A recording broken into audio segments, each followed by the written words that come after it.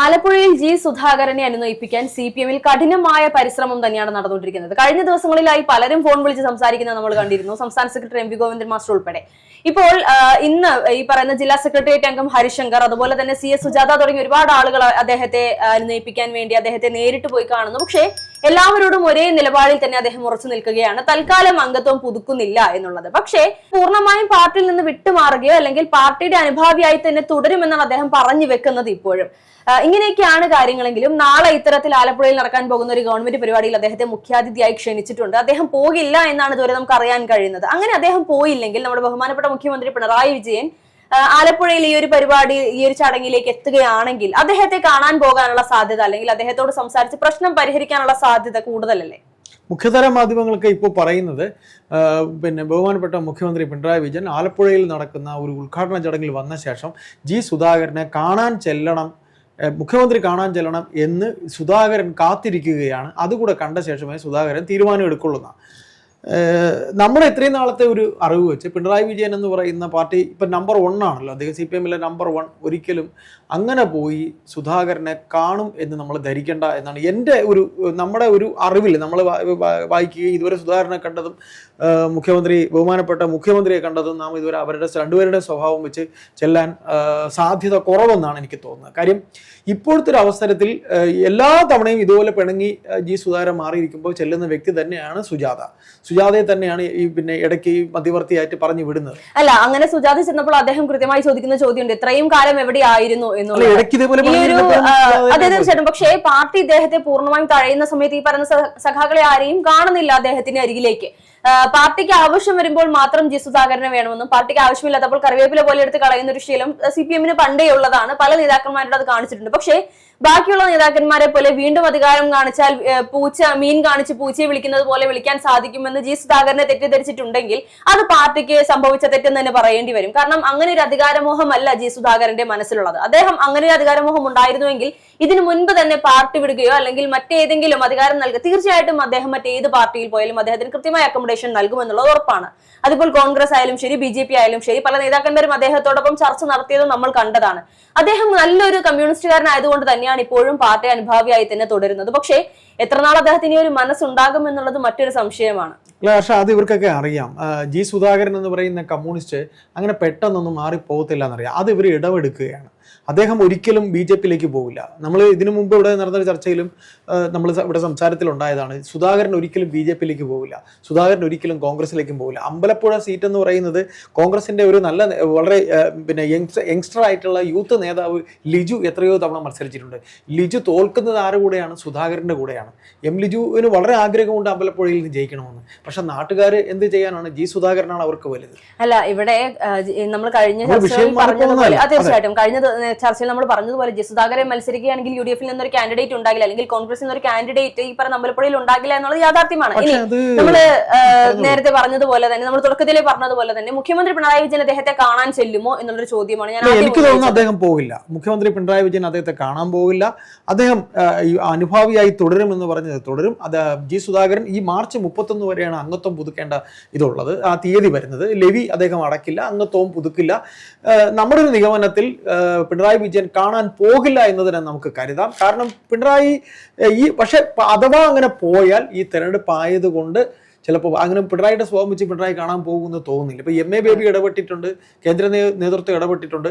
അങ്ങനെ പോകാതിരിക്കുകയും അദ്ദേഹത്തിനെ ഈ പറയുന്ന കോൺഗ്രസിന്റെ സീറ്റിലൊന്നും സുധാകരൻ പോകില്ല. ജി സുധാകരൻ അങ്ങനെയൊന്നും പോകാൻ സാധ്യത ഉണ്ടെന്ന് കോൺഗ്രസിന് പോലും അതിൽ വലിയൊരു താല്പര്യം കാണിക്കുന്നില്ല. നമ്മള് മുൻ ചർച്ചകളിൽ പറഞ്ഞിട്ടുള്ളത് പോലെ തന്നെ ഐഷ പോറ്റി ഇതുപോലെ കോൺഗ്രസിലേക്ക് പോകില്ല എന്ന് എഴുതി തള്ളി ഒരു കൂട്ടം സമൂഹം. പക്ഷേ അവർ വർഷമായി CPM-ൽ ഉണ്ടായിരുന്ന ഒരു വ്യക്തിയാണ്. അവരുടെ കുടുംബ പാരമ്പര്യം നമ്മൾ പരിശോധിച്ചിട്ട് കാര്യമില്ല. അങ്ങനെയെങ്കിൽ KV ഗണേഷ് കുമാറിന്റെ കുടുംബ പാരമ്പര്യം എന്തായിരുന്നു? അച്ഛൻ ഒരു വലിയ നേതാവാണ്. തീർച്ചയായിട്ടും. എന്നിട്ട് അദ്ദേഹം ഇപ്പോൾ നിൽക്കുന്നത് കമ്മ്യൂണിസ്റ്റ് പാർട്ടിയിലാണ്. അതെ, കെ വി ഗണേഷ് കുമാറിനെയും ഐഷ പോറ്റിയെയും തമ്മിൽ താരതമ്യം ചെയ്യേണ്ട, ഐഷ പോറ്റിയെയും ജി സുധാകരനെയും തമ്മിൽ താരതമ്യം ചെയ്യേണ്ട. ഐഷ പോറ്റിയെ അവർ കൊട്ടാരക്കര കൊണ്ട് ഇറക്കിയത് CPM ഒരു തന്ത്രമായിരുന്നു, ഈ ബാലകൃഷ്ണ പിള്ളയെ തോൽപ്പിക്കുക എന്നുള്ളത്. അത് അവർ നിറവേറ്റി. അത് ഇവർക്ക് അറിയാമായിരുന്നു, തുടക്കത്തിൽ അവർക്ക് അറിയാമായിരുന്നു ഈ പറയുന്ന ഐഷ പോറ്റിയുടെ കുടുംബം ഒരു കോൺഗ്രസ് കുടുംബമാണ്. ഐഷ പോറ്റി അവർ നിർബന്ധിച്ചു കൊണ്ടുവന്നതാണ്. എന്നിട്ട് അവിടെ നിർത്തി. ഐഷ പോറ്റി ആ കടമ നിറവേറ്റി. ഐഷ പോറ്റി കൂടുതൽ ജനപ്രിയമായപ്പോൾ ഇവർക്ക് കണ്ണൂരി തുടങ്ങി. ഇവർക്ക് ആകെപ്പാടെ CPM എന്ന് പറയുന്ന പാർട്ടി അത് തന്നെയാണല്ലോ സുധാകരന്റെ മേലും ഉള്ളത്. ഇപ്പൊ എച്ച് സലാം എന്ന് പറയുന്ന പാർട്ടി സെക്രട്ടറിക്ക് അല്ലെങ്കിൽ വേറെ ആരൊക്കെ തന്നെ ഇപ്പോഴത്തെ അഭിനവ കമ്മ്യൂണിസ്റ്റുകാർ ആലപ്പുഴയിൽ എന്താ വിഷയം, സജി ചെറിയാനുള്ളവർക്കൊക്കെ എന്താ, അവരൊക്കെ കടന്നു വന്നിട്ടും സുധാകരനോടുള്ള ജനത്തിന്റെ ഒരു താല്പര്യം അവർക്ക് സഹിക്കുന്നില്ല. സുധാകരന് അത്ര ജനപ്രിയനാണ് ജനങ്ങൾ. അദ്ദേഹം ഇങ്ങനെ പെട്ടെന്ന് ഈ ദേഷ്യം വരികയും അങ്ങനെ ഇടപെടുകയൊക്കെ ചെയ്യുന്നുണ്ടെങ്കിൽ ആൾക്കാർക്ക് ഭയങ്കര, ഞാൻ ആലപ്പുഴക്കാരായ നിരവധി പേരോട് ഞാൻ സംസാരിച്ചിട്ടുണ്ട്, നമ്മുടെ സുഹൃത്തുക്കളായ പലരോടും. അദ്ദേഹം ഒരു നല്ല കറകളഞ്ഞ മന്ത്രിയായിരുന്നു. ഞാൻ ചോദിക്കട്ടെ, പൊതുമരാമത്ത് വകുപ്പ് മന്ത്രിയായിരുന്നു. അദ്ദേഹം ഇരുന്ന സമയത്ത് ഏതെങ്കിലും പാലം പൊളിഞ്ഞു വീണോ പണിതന്റെ? ഇല്ലല്ലോ. അതുപോലെ തന്നെ ഈ പറയുന്ന പോലെ ദേവസ്വം ബോർഡ് അദ്ദേഹം നോക്കിയിരുന്നു. അന്ന് ആ നോക്കിയ സമയത്താണോ ഈ കഥകളൊക്കെ ഉണ്ടായത്? അല്ലല്ലോ. അപ്പൊ അദ്ദേഹം വളരെ കൃത്യമായിട്ട് കാര്യങ്ങൾ ചെയ്യുന്ന ഒരു മന്ത്രി കൂടെ ആയിരുന്നു. വളരെ ഏബിളായ ഒരു മന്ത്രിയായിരുന്നു, വളരെ ഏബിളായ ഒരു ജനപ്രതിനിധിയായിരുന്നു. അദ്ദേഹത്തിന്റെ അടുത്ത് അങ്ങനെ ഒരു കളവും, ഒരു ഫയലൊക്കെ ചെന്നാൽ ഒരു ഫയൽ ഈ മന്ത്രിമാര് ചതിക്കപ്പെടുന്ന ഈ IAS ഉദ്യോഗസ്ഥർ സാർ ഇതല്ലെങ്കിൽ ഒപ്പിട്ടാൽ മതി എന്ന് പറഞ്ഞ് കണ്ണുടച്ച് ഒപ്പിടുന്നതായിരിക്കും വിനയാവുന്നത്. അദ്ദേഹം അങ്ങനെ കണ്ണുടച്ചൊന്നും ഒപ്പിടില്ല. അദ്ദേഹം ഗൗരിയമ്മയുടെയൊക്കെ ശിഷ്യനാണ്. VSന്റെ കൂടെ നീണ്ടകാലം ഉണ്ടായിരുന്നതാണ്. പിന്നീടാണ് കളം മാറ്റി പിണറായിക്കൊപ്പം പോയത്. അപ്പൊ നമ്മളിവിടെ പറയുന്നത് ഈ തെരഞ്ഞെടുപ്പ് കാലത്ത് CPM നേരിടാൻ പോകുന്ന ഏറ്റവും വലിയ പ്രതിസന്ധി പാലക്കാട് PK ശശി ആണെങ്കിൽ, ഇവിടെ ആലപ്പുഴയിൽ ജി സുധാകരനെ അനുനയിപ്പിക്കാൻ പിണറായി വിജയൻ പോകില്ല എന്ന് തന്നെ നമുക്ക് ധരിക്കാം. അദ്ദേഹത്തിന്റെ ഒരു സ്റ്റാൻഡ്, അദ്ദേഹം എന്ന് പറയുന്ന നേതാവ്, അദ്ദേഹത്തിന്റെ സ്റ്റാലിനിസം അദ്ദേഹത്തിന് അത് അനുവദിക്കുമെന്ന് തോന്നുന്നില്ല.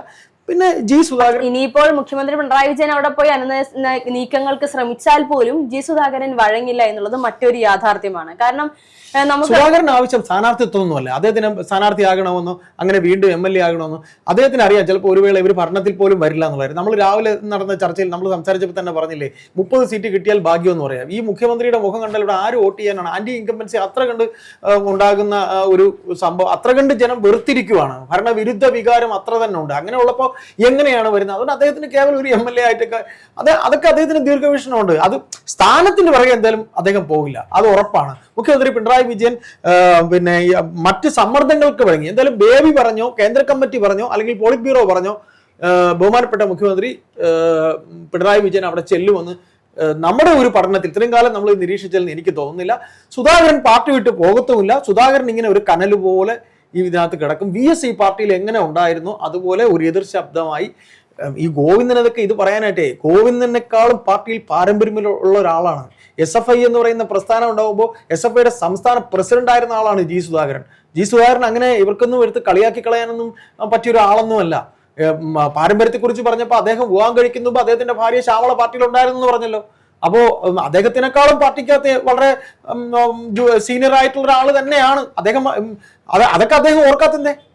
അപ്പോൾ ഇതിൽ നിന്ന് മനസ്സിലാക്കാനുള്ളത് CPM എന്ന് പറയുന്ന പാർട്ടി ഗോവിന്ദനോട് പറഞ്ഞിരിക്കുന്നു, പരസ്യ പ്രസ്താവനകൾ നടത്തുമ്പോൾ വാക്കുകൾക്ക് മിതത്വം പാലിക്കണം, എന്തും വിളിച്ച് വെട്ടി തുറന്ന് സംസാരിക്കരുതെന്ന് ഗോവിന്ദനോട് പറഞ്ഞിരിക്കുന്നു. ഈ കണ്ട വിഭാഗീയതയൊക്കെ ഉണ്ടായിട്ട് ഏതെങ്കിലും സ്ഥലത്തെ വിഭാഗീയത ഗോവിന്ദനെ ഒതുക്കി തീർക്കാൻ പറ്റുമോ? പാലക്കാട് വിഭാഗീയത ഒതുക്കി തീർക്കാൻ പറ്റുമോ? ഇല്ലല്ലോ. ആലപ്പുഴയിലെ വിഭാഗീയത ഒതുക്കി തീർക്കാൻ പറ്റുമോ? കരുനാഗപ്പള്ളിയിൽ ഒതുക്കി തീർക്കാൻ പറ്റുമോ? തിരുവനന്തപുരത്ത് ഒതുക്കി തീർക്കാൻ പറ്റുമോ? പിന്നെ എന്ത് സെക്രട്ടറിയാണ് ഗോവിന്ദൻ? നമുക്കറിയില്ല. ഈ പറയുന്ന ഈ പാർട്ടി കൃത്യമായി പറഞ്ഞാൽ തിരുവനന്തപുരം ജില്ലയിൽ ഇന്നോ നാളെയോ ഇന്നാണെന്ന് തോന്നുന്നു എത്തുന്നത് പൊതുയുഗ യാത്ര. ഇന്നാണ് അല്ലെ VD സതീശന്റെ യാത്ര? ഇന്നാണോ നാളെയാണോ എത്തുന്നത്? അത് ഡേറ്റിൽ എന്തെങ്കിലും തെറ്റുണ്ടെങ്കിൽ പ്രേക്ഷകർ ക്ഷമിക്കുക. എന്തായാലും പൊതുയുഗ യാത്ര തിരുവനന്തപുരത്ത് എത്തുന്നതോടുകൂടി തന്നെ തിരുവനന്തപുരം ജില്ലയിലും കമ്മ്യൂണിസ്റ്റ് പാർട്ടിയിലെ വിഭാഗീയത എത്ര കണ്ട് എന്നുള്ളത് പൊതുജനം അറിയും. അപ്പോൾ പിണറായി വിജയൻ ജി സുധാകരനെ കാണാനായി ആലപ്പുഴയിൽ അദ്ദേഹത്തെ കാണാൻ ചെല്ലുമെന്ന് സുധാകരൻ മനസ്സുകൊണ്ട് ആഗ്രഹിക്കുന്നുണ്ടാവും. പക്ഷേ മുഖ്യമന്ത്രി ചെല്ലില്ല എന്ന് തന്നെയാണ് നമ്മൾ അങ്ങനെ തന്നെയാണ് അനുമാനിക്കുന്നത്.